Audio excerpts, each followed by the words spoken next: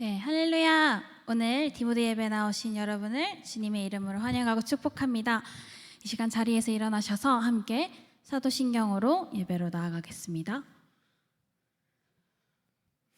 나는 전능하신 아버지 하나님, 천지의 창조주를 믿습니다.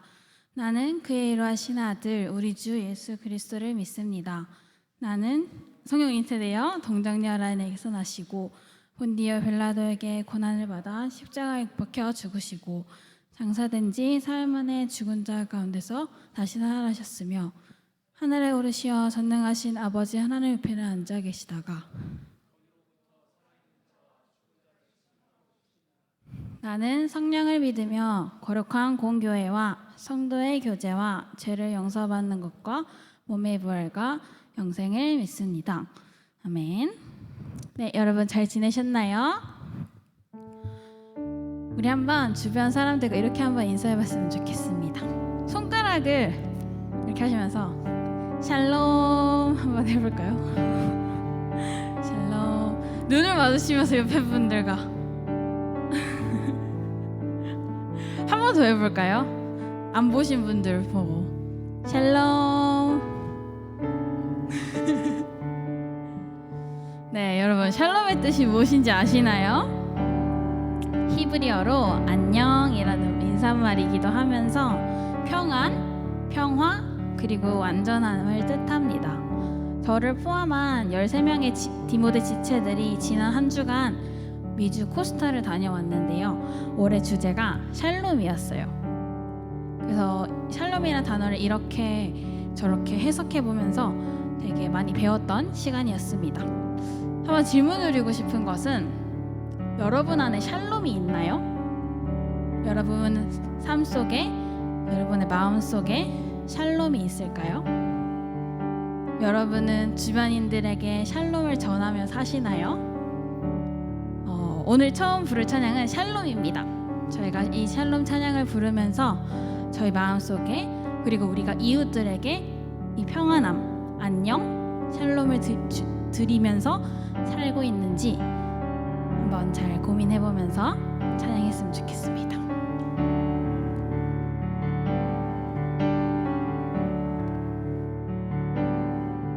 샬롬, 샬롬, 샬롬, 샬롬, 샬롬, 샬롬.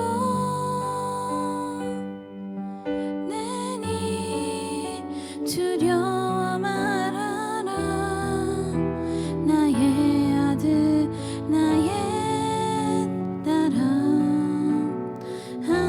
안심하라 샬롬 샬롬 샬롬 샬롬 샬롬 샬롬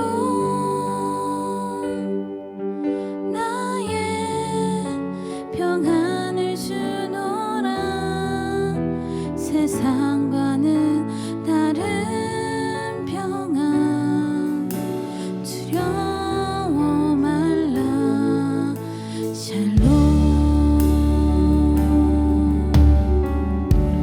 함께 샬롬 해볼까요? 샬롬 샬롬 샬롬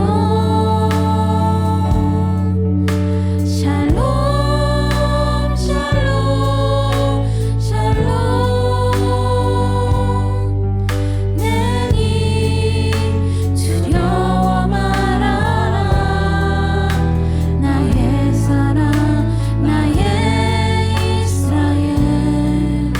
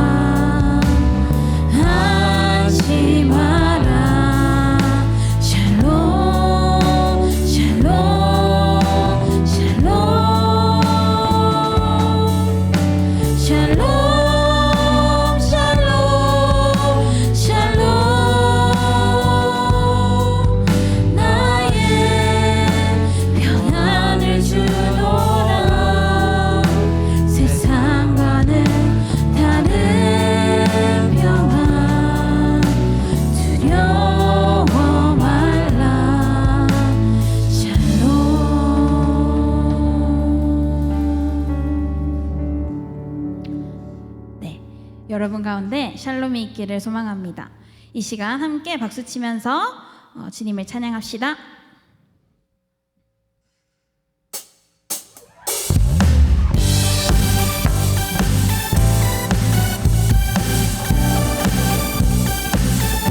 이 시간 찬양하실 때 우리의 삶 속에서 새 일을 행하실 그 주님께로 나아갑시다. 갈 길을 밝히 보이시니 주 앞에 빨리 나갑시다. 우리를 찾는 구주 예수 고도라 하시네. 갈 길을 밝히 보이시니 주 앞에 빨리 나갑시다. 우리를 찾는 구주 예수 보노라 하시네. 주여 벗은 우리 영혼은 기뻐 뛰며 주를 보겠네.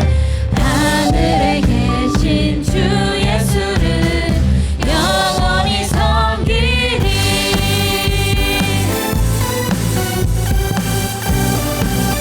2절에 가서로 우리를 오라 하시는 말 기쁘게 듣고 순종하세.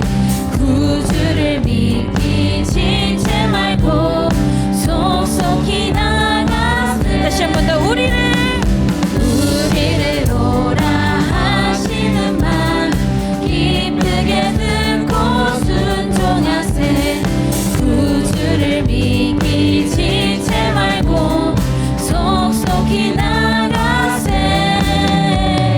주여 벗은 우리 영혼은 기뻐 뛰며 주를 보겠네. 하늘에 계신 주 예수를 영원히 섬기리. 한 번 더 주여 벗은 우리 영혼은 기뻐 뛰며 주를 보겠네. 하늘에 계신 주 예수를 영원히 섬기리. 아멘. 우리의 길이 되신 그 주님을 따라 살기를 간절히 소망합니다. 우리 한번 3절에 가서로 찬양해 볼까요? 주 오늘 여기 계시오니 다 와서 주의 말씀 듣세. 듣기도 하며 생각하니 참 진리시로다. 주여 벗은 우리 영혼은 기뻐 뛰며 주를 보겠네. 하늘에 계신 주 예수를 영원히 섬기리. 주의 벗은 우리 영혼은 기뻐 뛰며 주를 보겠네. 하늘에 계신 주 예수를 영원히 섬기리.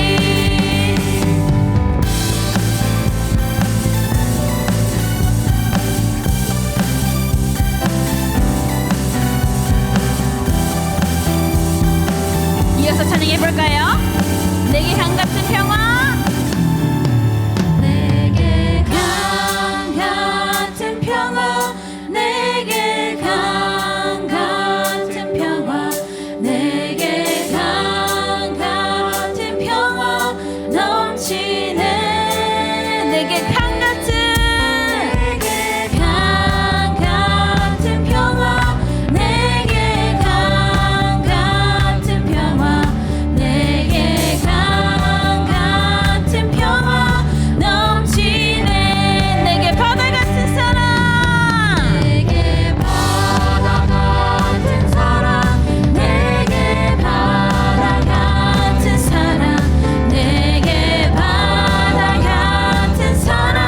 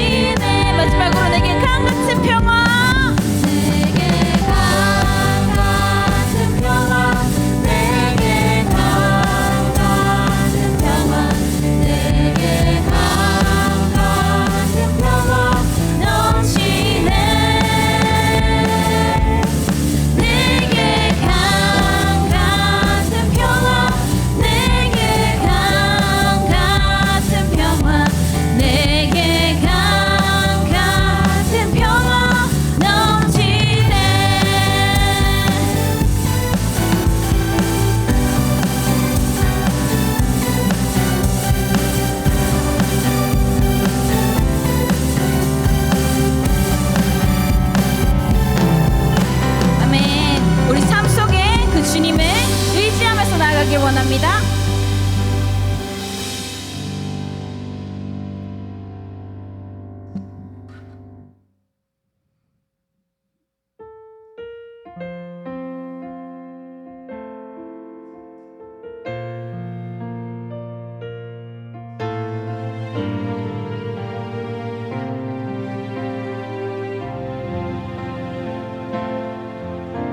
마음이 상한 자를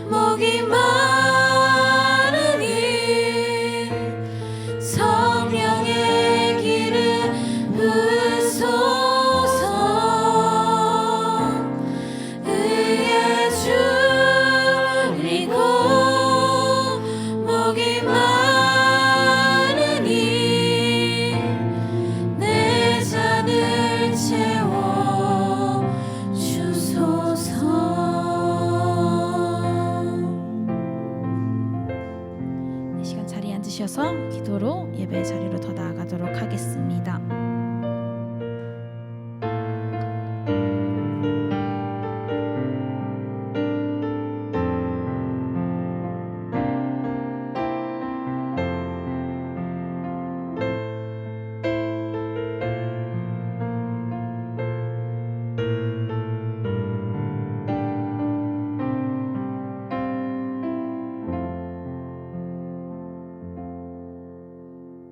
기도하겠습니다. 사랑과 은혜가 풍성하신 하나님 아버지, 오늘도 이렇게 주님의 전에 나와 주님을 찬양하고 예배드릴 수 있도록 이렇게 인도해 주심에 감사드립니다. 한 주간 삶 가운데서 수시로 주님을 잊고 나를 중심으로 살았음을 고백합니다. 우리의 죄를 용서하여 주시고 이 시간 우리의 마음과 생각을 주님께 온전히 드릴 때 저희를 받아주시옵소서. 이 시간 디모데 공동체와 예배를 위해 기도합니다. 주님께서 저희를 예배와 찬양과 또 삶을 통해서 부르실 때 저희가 아멘 하며 주님의 음성을 듣고 주님께서 행하실 일을 저희가 기다리며 순종하는 지체들이 될 수 있게 하여 주옵소서. 세상을 위해 기도합니다. 항상 약한 자의 편에 서서 그들을 위로하고 또 공감해 주시는 주님을 저희가 압니다. 혼란스러운 세상 가운데 주님을 모르는 자, 아는 자 다 어루만져 주시고 그들로 하여금 주님을 또 알고 또 다시 알기를 원합니다. 마지막으로 오늘 말씀 전해주실 김인 목사님께 성령이 넘치는 능력과 또 영육 간의 강건함을 허락하여 주시고 이 시간 전해주시는 말씀이 생명이 되어서 저희 모두에게 은혜가 되게 하여 주시옵소서.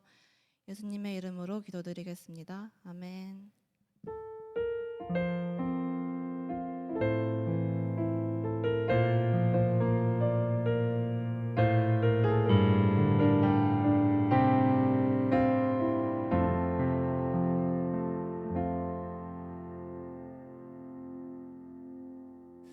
자, 우리 다 같이 일어나셔서 오늘 우리에게 주신 하나님의 말씀 같이 읽겠습니다. 사도행전 26장 13절에서 23절까지의 말씀 교독할까요? 제가 먼저 읽을게요. 왕이여, 종호가 되어 길에서 보니 하늘로부터 해보다 더 밝은 빛이 나와 내 동행들을 둘러 비추는지라. 우리가 다 땅에 엎드러짐에 내가 소리를 들으니 히브리 말로 이르되 사울아 사울아 네가 어찌하여 나를 박해하느냐. 가시체를 뒷발질하기가 내게 고생이니라. 내가 대답하되 주님 누구시니까. 주께서 이르시되 나는 네가 박해하는 예수라. 일어나 너의 발로 서라. 내가 내게 나타난 것은 곧 네가 나를 본 일과 장차 내가 너에게 나타날 일에 너로 종과 증인을 삼으려 함이니 이스라엘과 이방인들에게서 내가 너를 구원하여 그들에게 보내어 그 눈을 뜨게 하여 어둠에서 빛으로 사탄의 권세에서 하나님께로 돌아오게 하고 죄사함과 나를 믿어 거룩하게 된 무리 가운데에서 기업을 얻게 하리라 하더이다.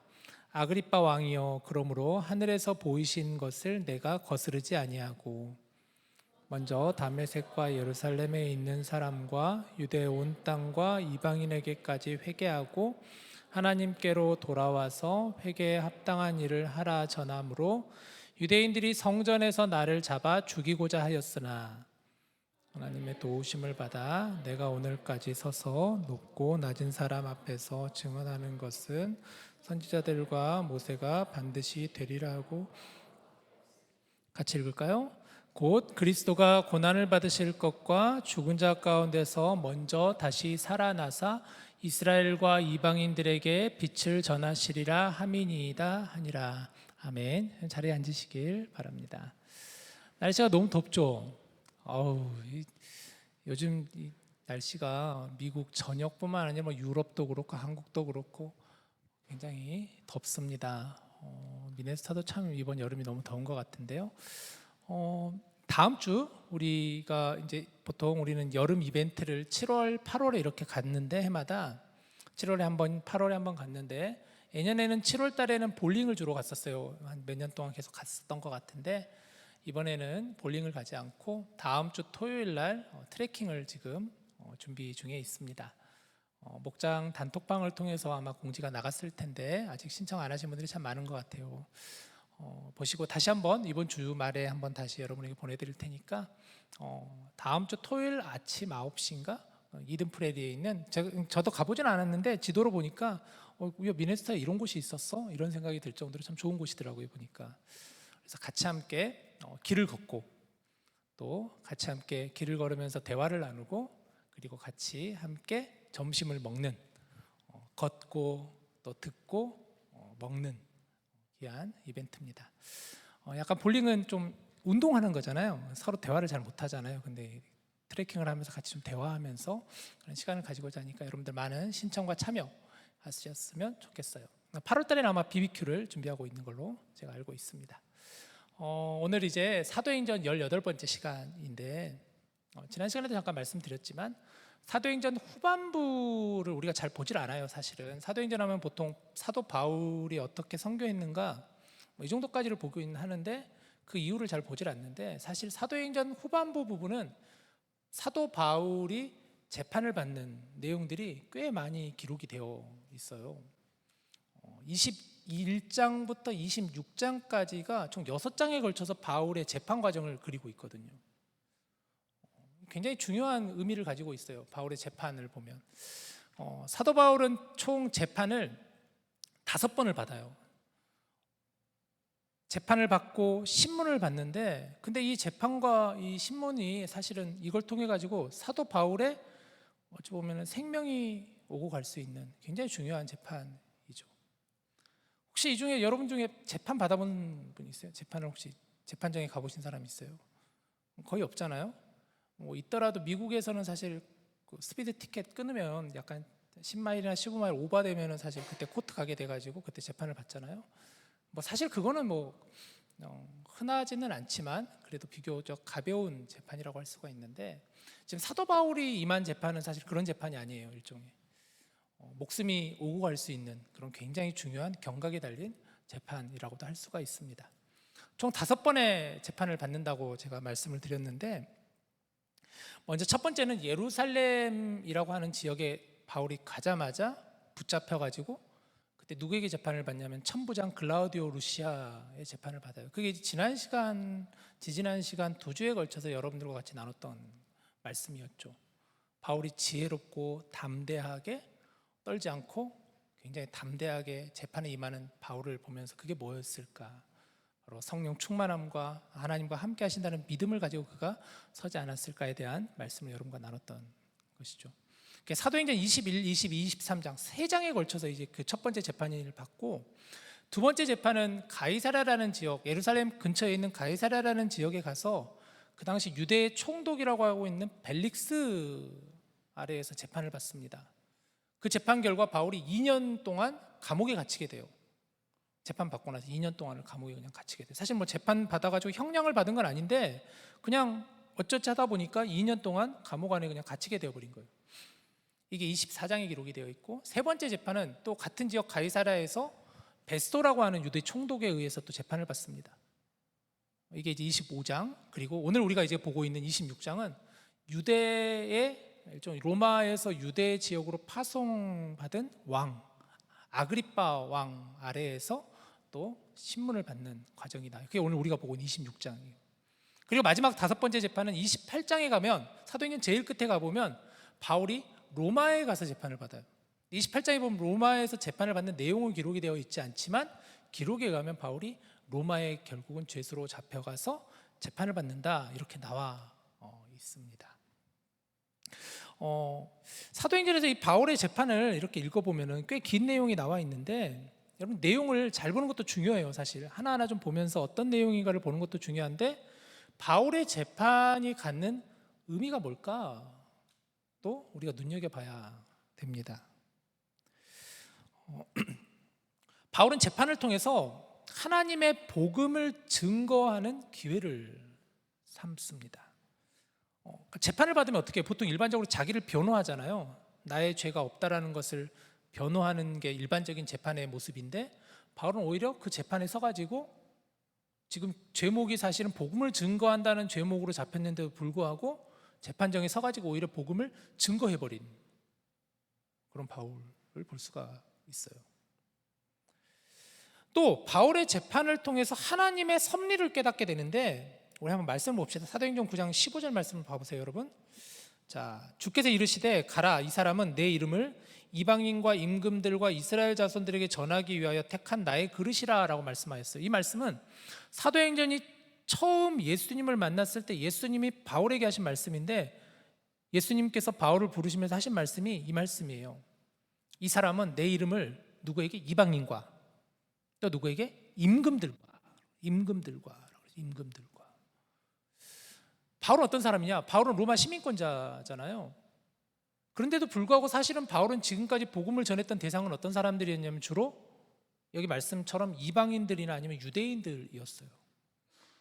그렇지만 임금들이라든가 지체 높은 이들에게는 사실 바울이 복음을 증거할 수는 없었어요. 왜냐하면 아무리 바울이 로마 시민권자고 배운 게 많다고 하더라도 갈 수 있는 한계가 있잖아요. 만날 수 있는 사람의 한계가 있는데, 그런데 예수님은 바울을 만나실 때 초반에 말씀하셨다는, 임금들에게 너가 복음을 전할 것이다. 근데 결과적으로 바울이 재판 과정을 통해서 죄수로 잡혀서 지금 누구에게 복음을 전하느냐면, 아까 제가 조금 전에 소개해드렸던 것처럼 유대의 총독들, 유대의 왕, 심지어 로마의 황제에게까지 가서 그가 죄수로 잡혀가서 재판 과정 가운데 오히려 복음을 증거하게 된다. 이거 되게 신기한 일이죠, 사실은. 근데 이게 신기한 건 아니죠. 하나님께서 그 말씀을 통하여서 분명히 이루어 가신다라는 것을 보게 되는 하나님의 섭리를 보는 것이죠. 바울을 통해서 하나님 그렇게 일하시는구나. 불가능할 것 같지만 하나님은 그렇게 바울을 통하여서 분명히 말씀하신 바를 이루어 가시는 하나님이시다. 이게 우리가 바울의 재판을 통해서 볼 수 있는 굉장히 중요한 부분이다라는 것이죠. 자, 오늘 본문은 바울의 이제 네 번째 재판과 신문 과정을 다루는데, 바울은 유대 왕 아그리빠 앞에서 복음을 전합니다. 근데 오늘 우리가 조금 전에 읽었던 13절에 23절을 보면은 바울이 재판에서 무슨 이야기를 하냐면, 내가 어떻게 예수님을 만나게 되었는가를 얘기하고 있어요. 내가 주님을 만난 스토리를 이야기하고 있다는 것이죠. 사도행전을 보면은 바울이 이렇게 자기가 예수님을 만난 스토리를 얘기하는 장면이 3번 등장하는데, 그게 9장과 22장과 26장에 나와요. 9장은 조금 전에 우리가 읽었던 말씀처럼 바울이 처음 예수님을 만났을 때, 그때 그 당시의 장면을 그대로 기록하고 있고, 22장과 26장은 바울이 재판 과정에서 자신이 예수님을 만난 스토리를 이야기하고 있다라는 거예요. 재판 과정 속에서. 왜 사도행전에서는 굳이 3번이나 바울이 자신이 주님을 만나는 그 스토리를 얘기할까? 저는 그 사도행전을 기록한 누가의 의도적인 기록이라고 보여져요. 바울의 재판 과정에서 여러 변론의 내용도 있었을 텐데 이것이 중요하다고 생각되었기 때문에 사도행전 저자인 누가가 사도행전에 일부러 바울의 재판정 속에서 바울이 예수님을 만난 스토리를 이야기하고 있다는 것이죠. 바울은 총독이나 왕 앞에서 오히려 복음을 증거하는 기회로 삼았다 그랬어요. 그도 어떻게 하면 내가 이들 앞에서 내가 받은 사명을 감당할 수 있을까를 생각하지 않았겠어요.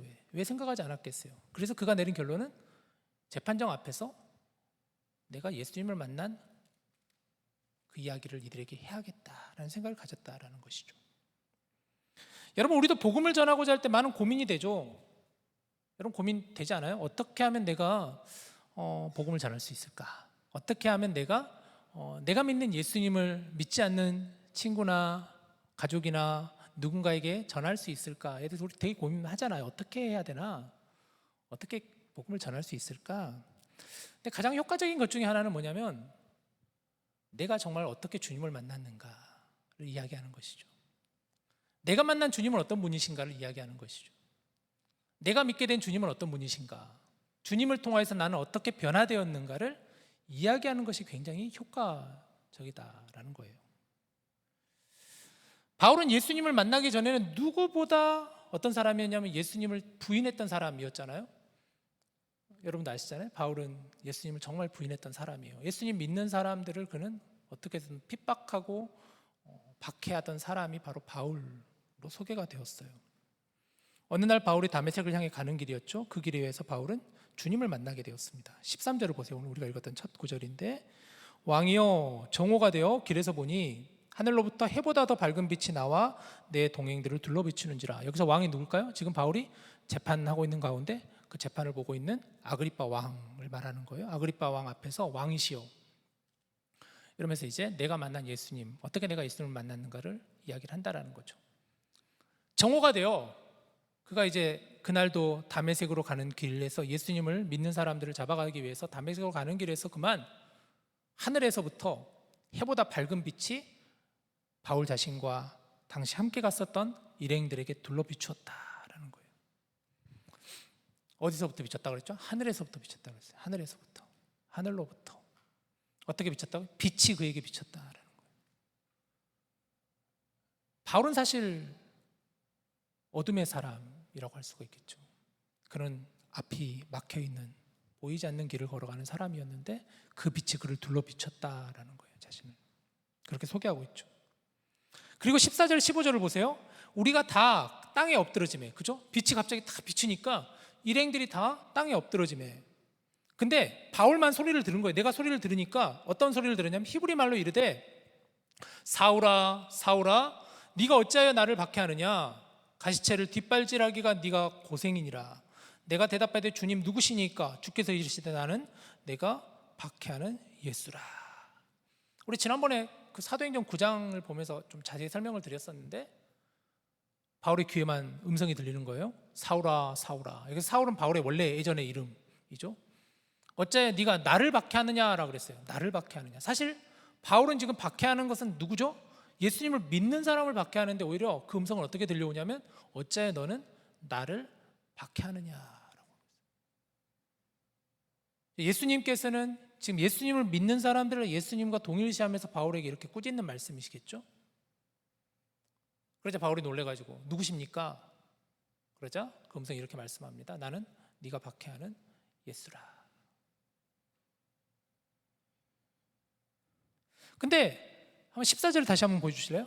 가시체를 뒷발질하기가 내게 고생이니라. 이 부분은 좀 약간 우리가 좀 봐야 되는 부분인데 이건 9장하고 22장에는 나오지 않는 구절이에요. 가시체를 뒷발질하기가 내게 고생. 무슨 말씀일까? 여러분 잠깐 생각할 시간을 드릴게요. 무슨 말씀, 무슨 의미일까? 지금 음성이 들렸어요 바울에게. 그런데 가시체를 뒷발질하기가 내게 고생이니라. 무슨 의미일까? 어렵죠. 이건 어려울 거예요. 어려울 수밖에 없을 거예요.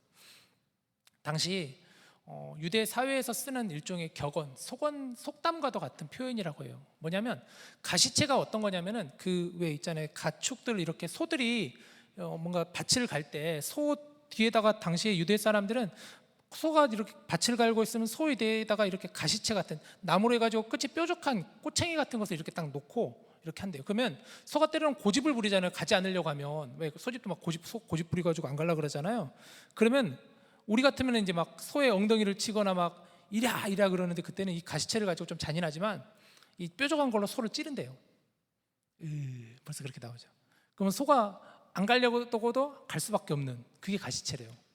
근데 소가 때로는 너무 고집이 세다 보니까 뒷걸음질을 친대. 그러면은 자기가 뒷걸음질을 치다가 가시체에 그만 밟혀가지고 찔려가지고 어쩔 수 없이 다시 앞으로 가게 되는 그게 바로 가시체의 역할이라고 해요.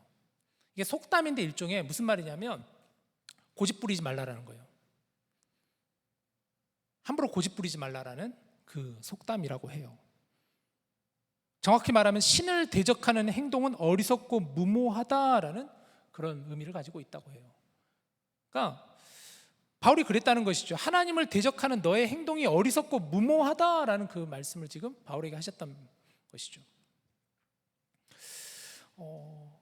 어거스틴이라고 하는 분이 있어요. 어거스틴, 여러분 들어보셨나요? 어거스틴, 아우구스티누스라고 하는데 어거스틴이 쓴 고백록이라는 책이 있습니다. 사진을 보여주시면 지금으로부터 약 1600년 전에 쓰여진 아주 오래전에 쓰여진 책이에요.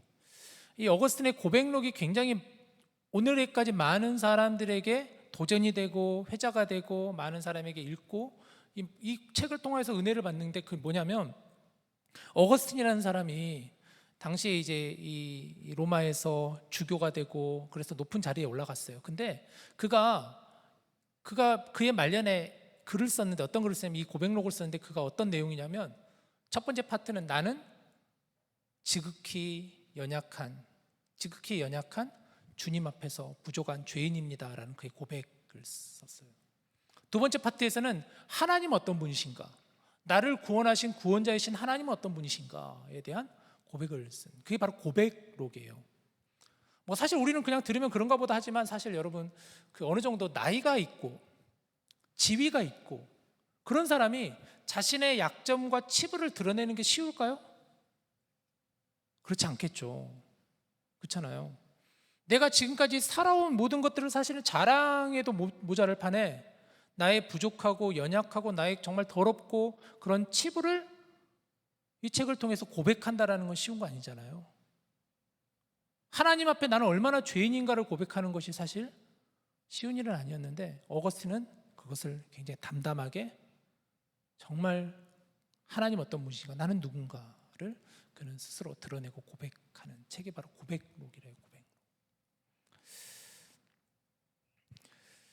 내가 만난 주님을 소개하는 것, 나는 어떤 사람인지를 고백하고 나에게 예수님은 어떤 분인지를 소개하는 것, 이건 굉장히 중요한 부분이라고 할 수가 있죠. 신앙이 뭘까? 신앙은 그건 것 같아요. 두 가지인 것 같아요. 첫 번째는, 신앙이라는 것은 나를 아는 것이 먼저, 내가 누군가를 아는 것. 내가 누군가를 알아야만 하나님이 어떤 분이신가를 알게 되죠. 나에 대한 알미 있어야 하나님에 대한 알미 시작이 되는 거예요. 아무리 믿으라고 해도 내가 만난 예수님을 정말 바르게 소개하는 것이 굉장히 중요하다고 할 수가 있죠.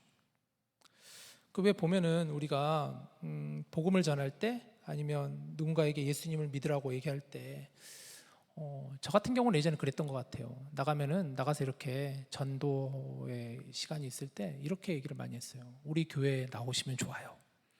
우리 교회 나오면 좋은 시설이 있고요, 또 밥도 맛있고요, 목사님 설교도 좋고요, 사람들이 다들 착해요. 뭐 이렇게 많이 이제 얘기를 하잖아요. 근데 사실 그렇게는 얘기하는데 정말 중요한 핵심을 잘 얘기를 하지 못했던 것 같아요. 정말 전도하기 위해서는 뭘 얘기를 할까요? 예수님은 어떤 분이신가를 얘기해야 되겠죠. 예수님은 누구신가? 내가 만난 예수님은 어떤 분이신가? 내가 어떻게 구원을 받았는가?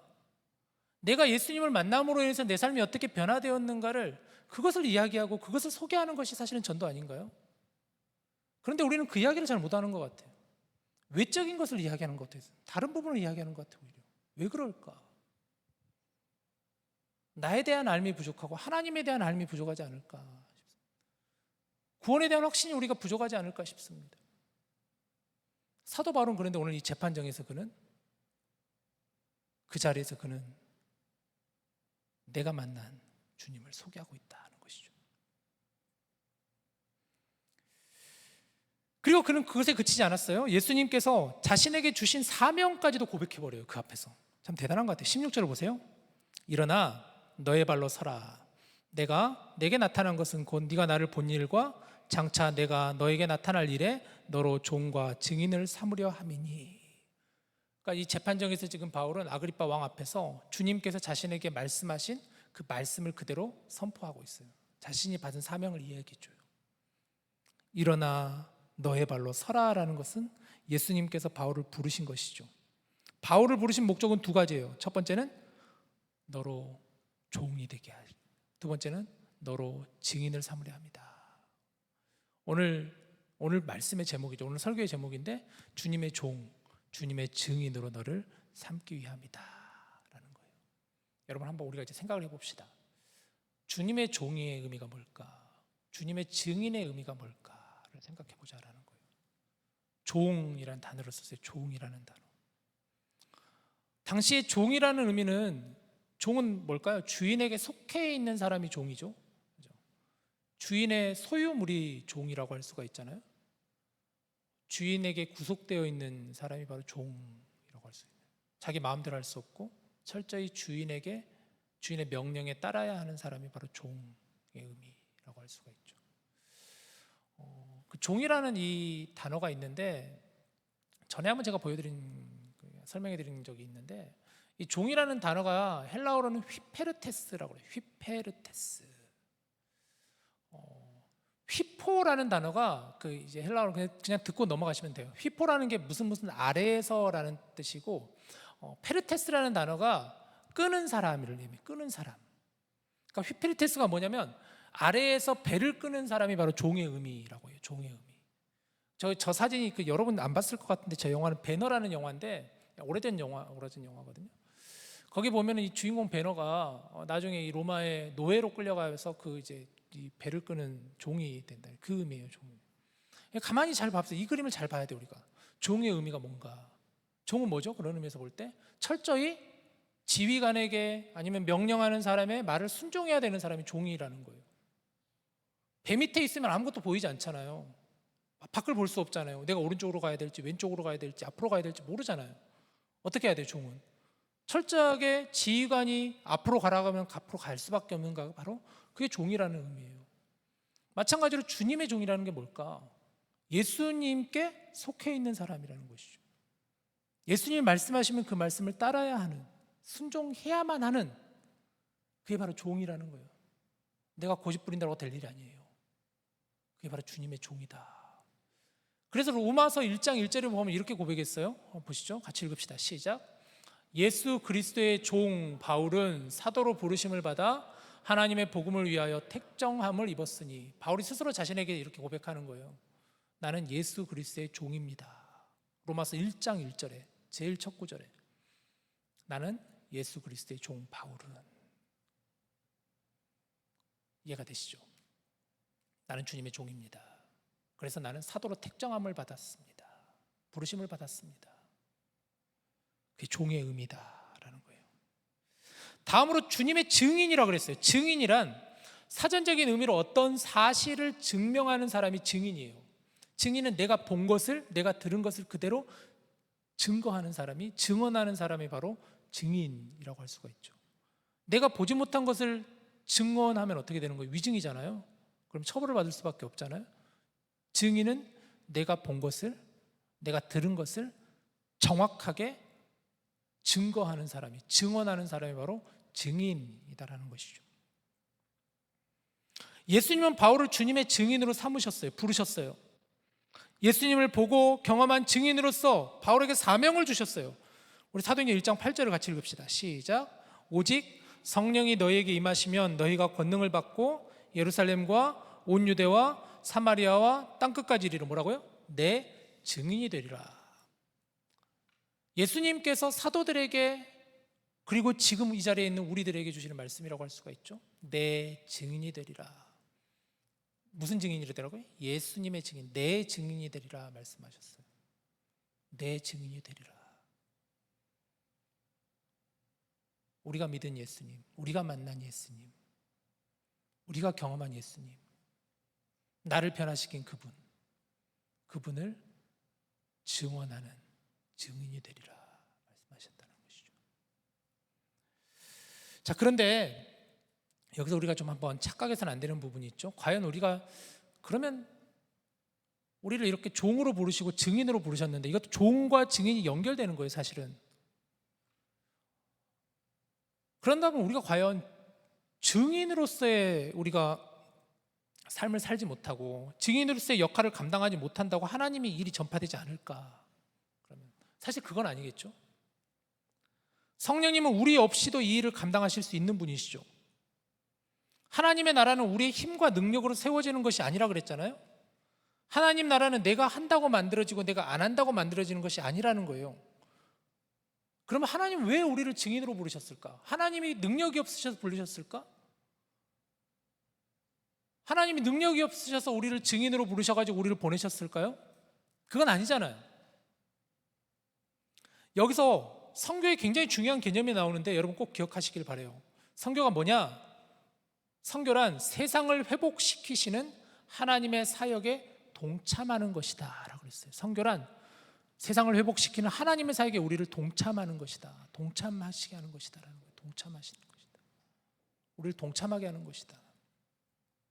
우리는 하나님의 사역에 동참하는 거예요. 여러분 기억 안 나시죠? 사도행전 초반부에 제가 이 부분을 여러분의 소개를 설명을 드렸거든요. 우리가 사도행전을 읽을 때 이게 어떤 사도들의 무슨 역사함, 사도들의 능력을 보여주는 말씀이 아니다라는 거예요. 하나님께서 사도들을 부르시고 사도들을 보내신 이유는 뭐냐면 그들을 하나님 나라의 일에 동참시키고자 하나님이 부르셨다라는 거예요. 하나님은 스스로 혼자 일을 하시려고 하지 않으세요. 우리와 함께 일하고 싶어 하시는 분이세요. 우리를 통해서 하나님은 일하시고자 하세요. 그래서 우리는 하나님의 도구라는 거예요. 하나님이 때와 시기를 결정하시고 우리는 그것에 맞추어 가는 것이 우리의 사명이라는 거예요.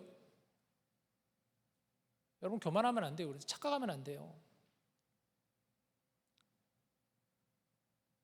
이것이 하나님이 우리를 창조하시고 우리를 이 땅에 보내신 목적이라는 거예요. 그래서 우리를 부르신 하나님의 이유라는 거예요.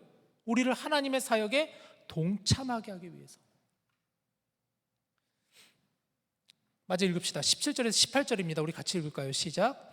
이스라엘과 이방인들에게서 내가 너를 구원하여 그들에게 보내어 그 눈을 뜨게 하여 어둠에서 빛으로 사탄의 권세에서 하나님께로 돌아오게 하고 죄사함과 나를 믿어 거룩하게 된 무리 가운데서 기업을 얻게 하리라.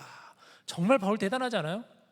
그럼 재판장 앞에서 지금 그 왕 앞에서 지금 이걸 지금 선포하고 있는 거예요. 계속해서 하나님이 나를 부르신 목적에 대해서 나는 종과 증인으로 부름받았고 어둠에서 빛을 드러내게 하셨고 사탄의 권세에서 하나님께로 사람들을 돌아오게 하셨고 그들로 하여금 기업을 얻게 하기 위해서 하나님 나를 부르셨습니다.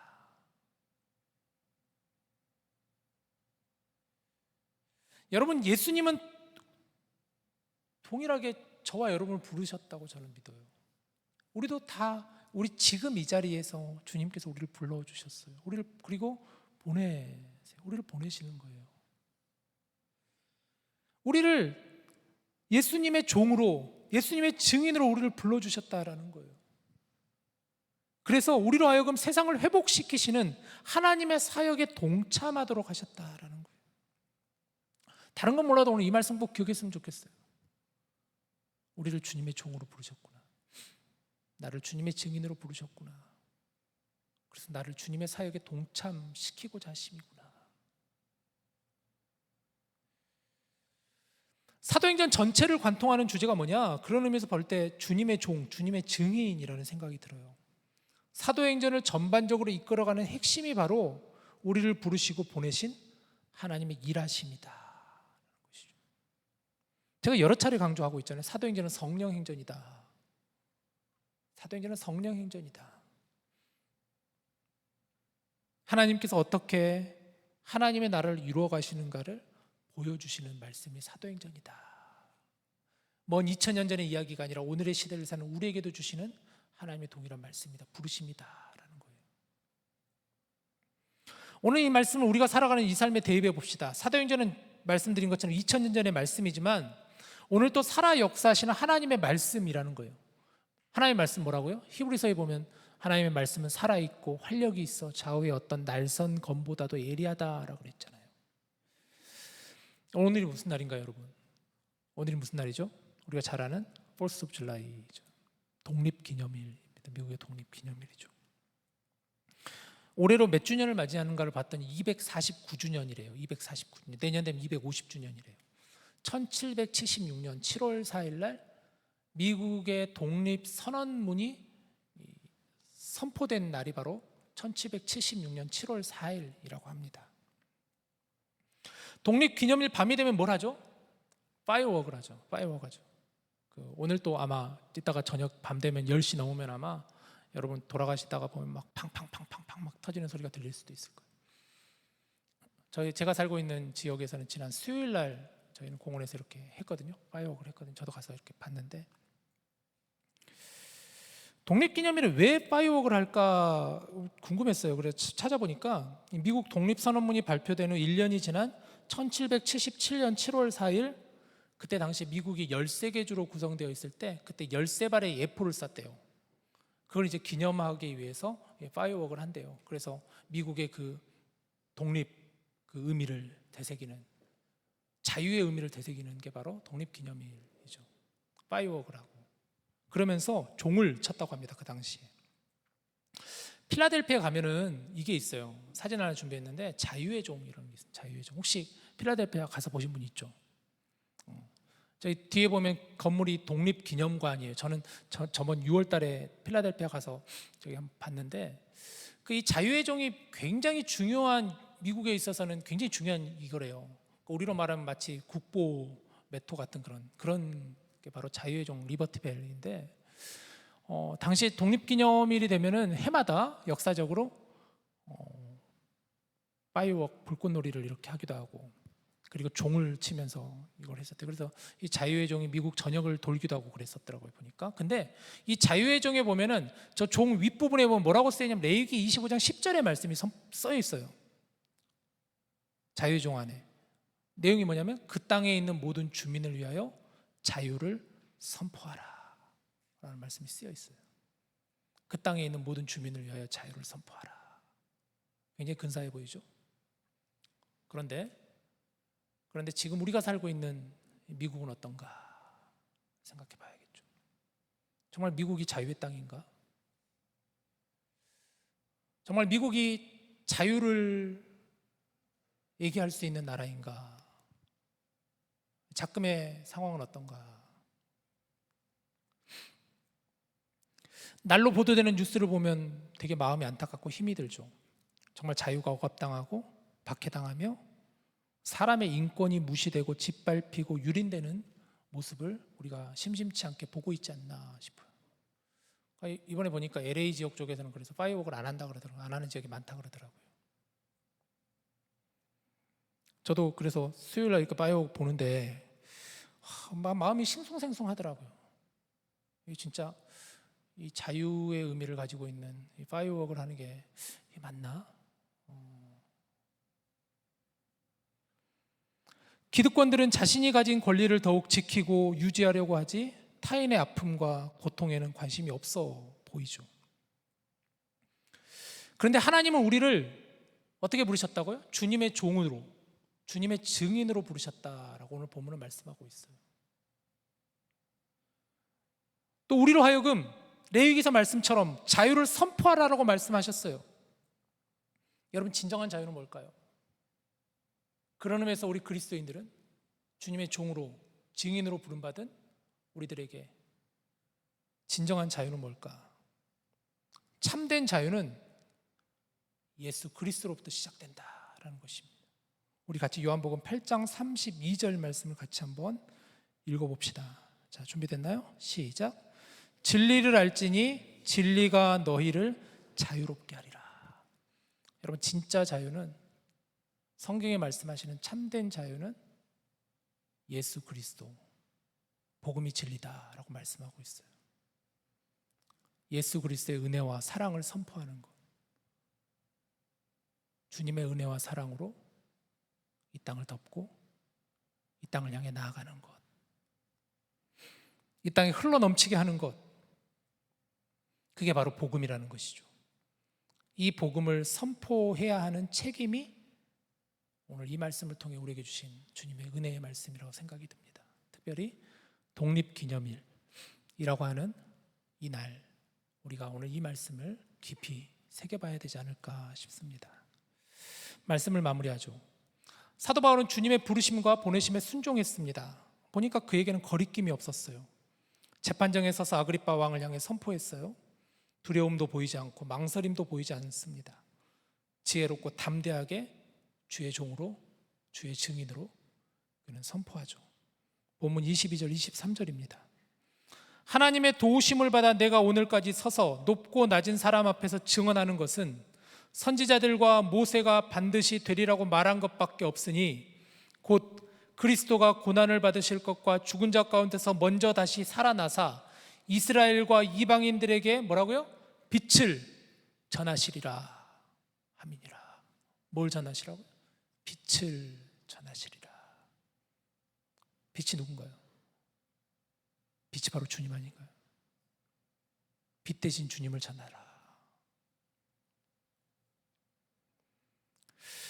성경을 보면 오늘 본문 후반부의 제목을 이렇게 달았습니다. 바울이 아그리빠 왕에게 뭐라고 되어 있냐면 전도하다라고 제목이 되어 있어요. 참, 재판인데, 바울의 재판인데, 바울이 아그리빠 왕에게 재판받다라는 게 아니라 바울이 아그리빠 왕에게 전도하다라고 되어 있어요. 전도하다.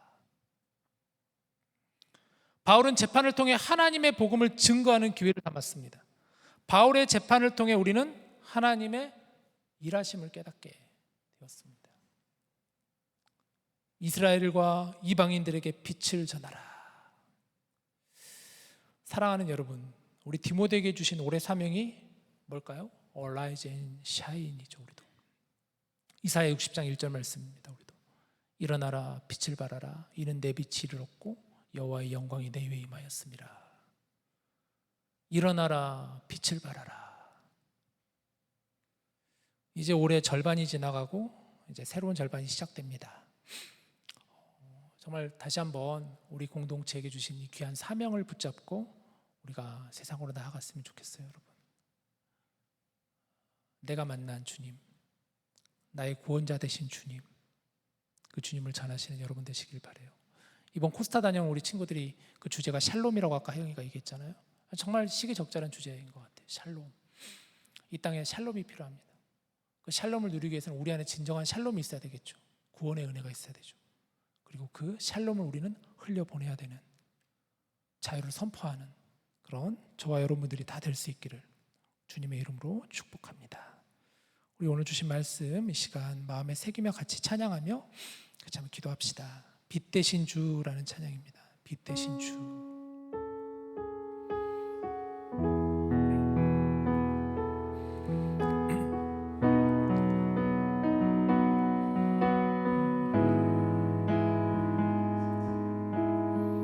찬양해 볼까요? 빛 대신 주. 빛 대신 주 어둠 가운데 비추사 내 눈 보게 하소서. 예배하는 선한 마음 주시고 산 소망이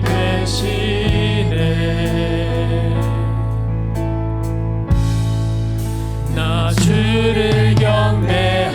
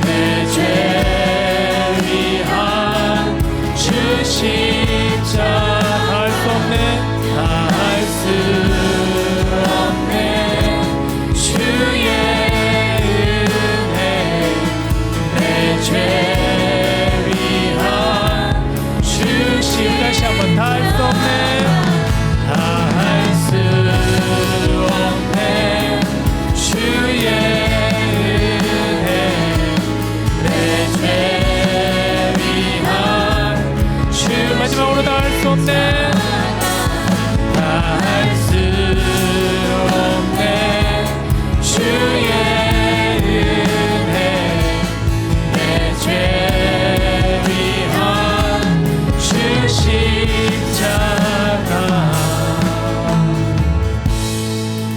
나 주를 경배하리 엎드려 절하며 고백해 주 나의 하나님 오 사랑스런 주님 존귀한 예수님 아름답고 놀라우신 주 나 주를 경배하리 엎드려 절하며 고백해 주 나의 하나님 오 사랑스런 주님 존귀한 예수님 아름답고 놀라우신 주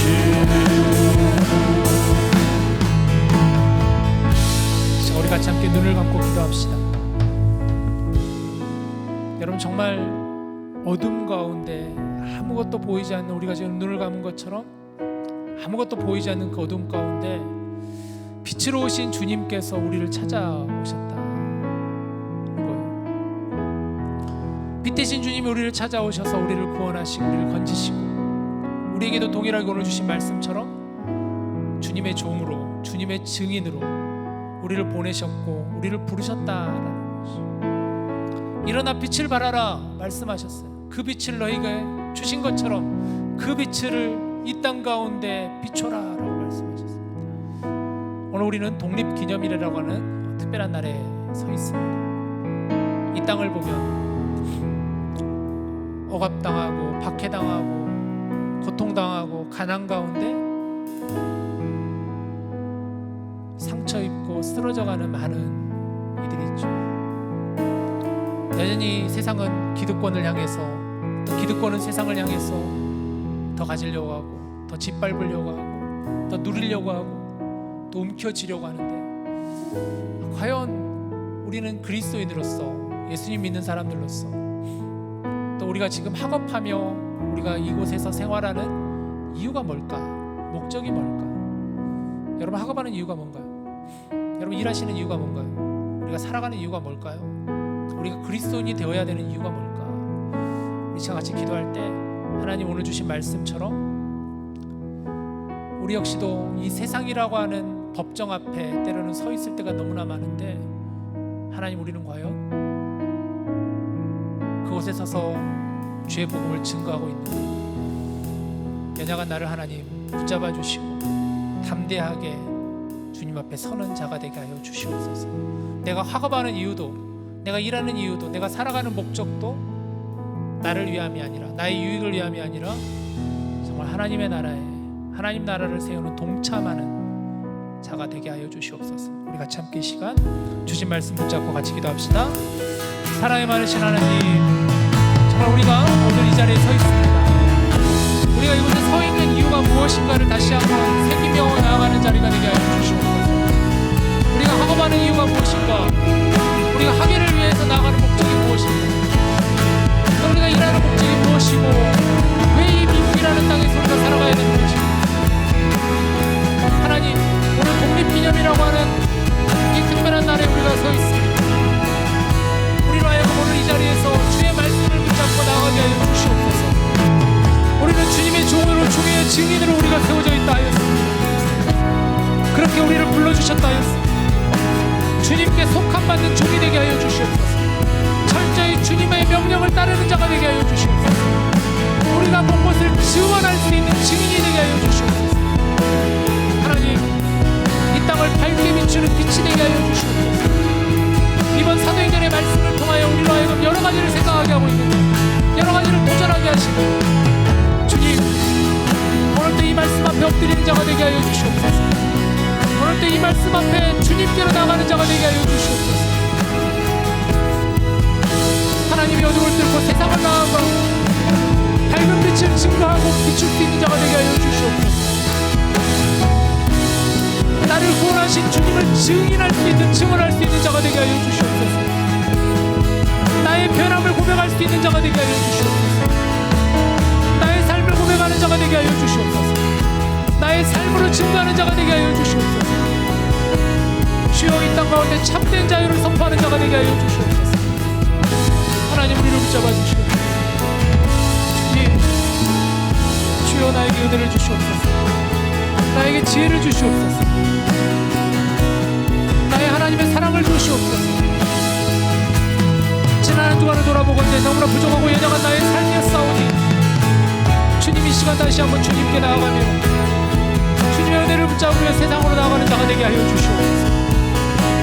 나 혼자가 아님을 알게 하여 주시고 함께 그 길을 걸어가는 하나님의 나라를 함께 동참하여 세워가는 이들이 있사오니 우리가 함께 이 길을 걸어갈 수 있도록 주님 인도하여 주시옵소서. 빛되신 주를 증거하며 나아가는 자가 되게 하여 주시옵소서. 아버지 하나님, 우리가 함께 오늘 고백한 이 찬양의 가사처럼 나 주를 경배하며 나 주를 엎드리며 절하며 고백하길 원합니다. 나의 고백이 되게 하시고 나의 하나님, 아름답고 놀라우신 주님을 고백하는 자가 되게 하여 주시옵소서. 주의 시간 내 삶이 주님의 종이 되는 삶이 되게 하시고 내 인생이 주님의 증인되는 인생 되게 하여 주시옵소서. 참된 자유를 이 땅에 선포하는 그리스도인 되게 하여 주시옵소서.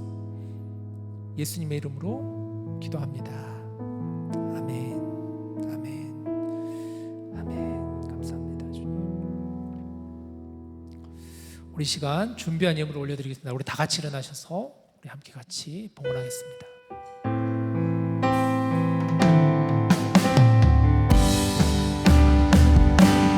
믿음 나하여 그 위에 서리라. 하나님의 나라는 무너지지 않으리.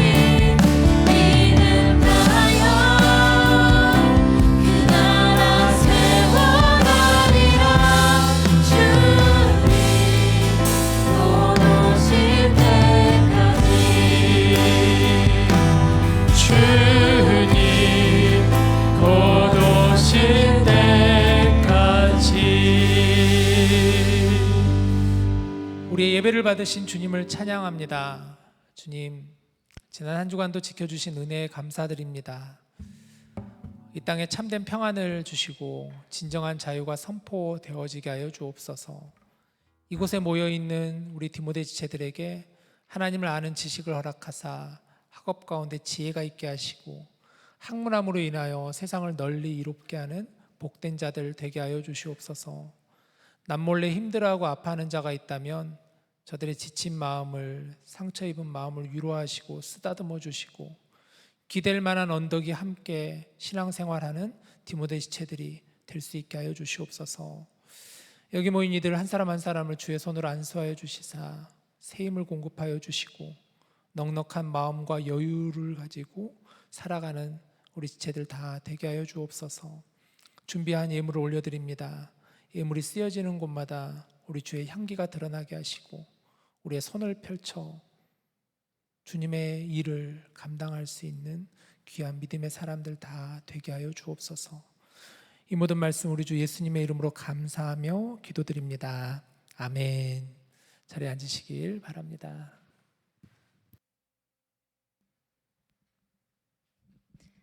안녕하세요. 7월 1주차 디모데 강고 시작하겠습니다. 네, 이번 주 월요일부터 목요일 히튼 칼리지에서 샬롬 위딘 앤 비언이라는 주제를 가지고 코스타가 진행이 됐었는데요. 저희 디모데에서는 13명의 지체들이 함께 잘 다녀왔습니다. 네, 오늘 예배 후 목장 성경 공부가 있습니다. 문의하실 내용이 있으면 백다인 자매님께 문의해 주세요. 그리고 또 매주 수요일마다 또 중보기도 모임이 진행되고 있습니다. 무스타워 2-580에서 진행이 되고 있는데요. 또 궁금하신 내용이 있으면 이충만 형제님께 문의해 주세요. 또한 큐티 나눔 모임도 매주 토요일마다 진행이 되고 있습니다. 문의하실 내용 있으면 김인 목사님께 문의해 주세요. 그리고 다음 주 예배 후에는 부서 모임이 진행됩니다. 그리고 부서 모임이 진행돼서 목장 성경 공부 모임이 없는데요. 혹시 아직 부서에 등록하지 못하신 분이 있으면 정병찬 회장님께 문의해 주시면 또 함께 부서에 배정해 드리도록 하겠습니다. 그리고 7월 12일 토요일, 다음 주 토요일 오전 9시에 저희가 디모데에서 트레이킹을 갑니다. 아까 목사님이 말해주셨던 것좀 이든 프레리에 가게 되는데요. 준비물은 편안한 복장, 신발, 모자, 물, 간단한 간식 가져오시면 되고요. 또 회비는 10불입니다. 그리고 계속해서 여름 이벤트로 너와 나의 연결고리 중보기도 이벤트가 진행되고 있는데요. 이제 얼마 남지 않았습니다. 7월 14일까지 서로 기도하며 주님 안에서 친해지는 시간 될 수 있도록 빙고를 채워주시면 되겠습니다. 그리고 이제 공항 라이드 신청을 받게 되는데요. MSP 공항으로 오시는 모든 신편입생들을 대상으로 공항 라이드를 제공하는데요. 혹시 또 여기 미네소타로 오시는 분들은 알고 계시다면 QR코드 많이 보내주시면 저희가 또 라이드 제공을 해드리도록 하겠습니다. 그리고 이제 디모데 콜아웃이 이제 8월 말에 진행이 되는데요. 8월 22일까지 집에 안 쓰시는 좋은 물건들이 있으면 도네이션 해주시면 저희가 콜아웃에서 상품으로 사용이 되겠습니다. 많은 도네이션과 기도 부탁드리겠습니다. 7월 주요 일정입니다. 연결고리 이벤트가 14일까지 진행이 되고요. 매주 수요일 중보기도 모임, 매주 토요일 큐티 나눔 모임, 그리고 다음 주에는 아까 말씀드렸던 것처럼 부서 모임이 있고 12일 트레킹이 있고요. 그리고 11일, 25일 저녁 식사가 있습니다. 감사합니다.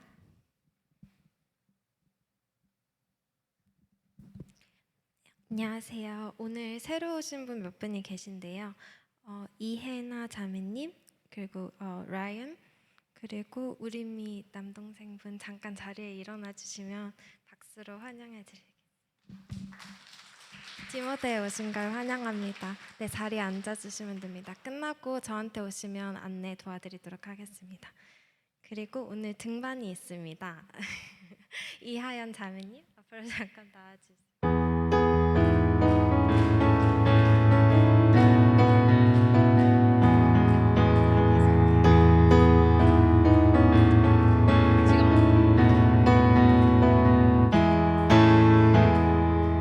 안녕하세요. 이하연이라고 하고요. 저는 직장 생활을 지금 하고 있고 온 지는 좀 됐는데 지금 소개해드려서 반갑고 앞으로도 예배 같이 하면서 잘 부탁드립니다. 등반 축하드립니다. 그러면 이제 디모데 동그라미를 만들어 주세요. 자, 우리 함께 같이 원을 만듭시다. 그 동그라미를 좀 약간 살짝 변형을 줘야 될 것 같은 생각이 들어가지고 자, 하반기부터는 우리가 좀 손을 잡읍시다. 손 잡고 같이 동그라미 괜찮지 않아요? 원래 우리 디모데 예전에 동그라미 손을 잡고 있거든. 좀 덜 어색하게 그래서 손을 좀 잡으시고 손땀을 미리 좀 닦으시고 그래서 함께 자, 우리 서로를 손을 잡고 서로 축복합시다. 하나님 주신 다시 미안해. 오늘 다인이가 처음 해서 나랑 안 맞아서 미안해 이렇게 길게 할 줄 몰랐어 나도 멘트. 자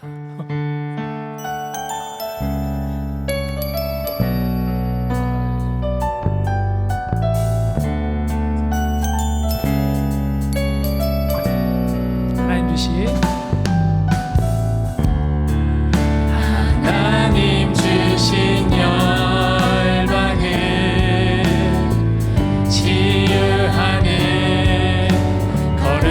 꿈을 꾸는 당신은 세상이 감당치 못하는 믿음의 사람입니다. 우리 다시 한 번만 할까요?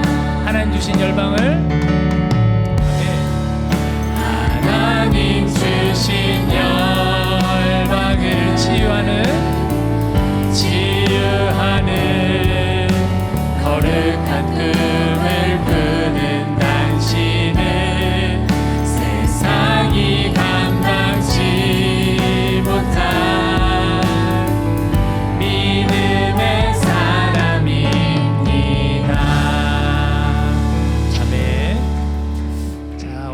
오늘은 7월 첫 주입니다. 보니까 7월 생일 분들이 꽤 있으세요. 잠깐 한 걸음만 앞으로 살짝 나오시면은 우리가 준비됐나요 혹시? 준비 안 했나요?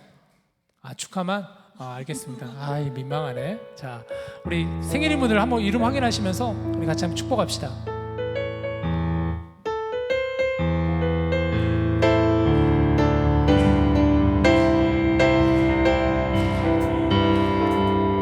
너는 하나님의 사랑, 아름다운 하나님의 사랑. 나는 널 위해 기도하며 내 길을 축복할 거야.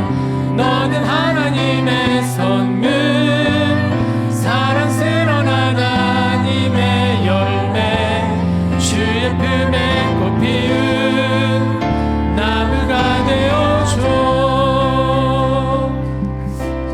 생일인 분들을 축복합니다. 혹시 오늘 예배를 마지막으로 떠나시는 분이 혹시 있으신가요?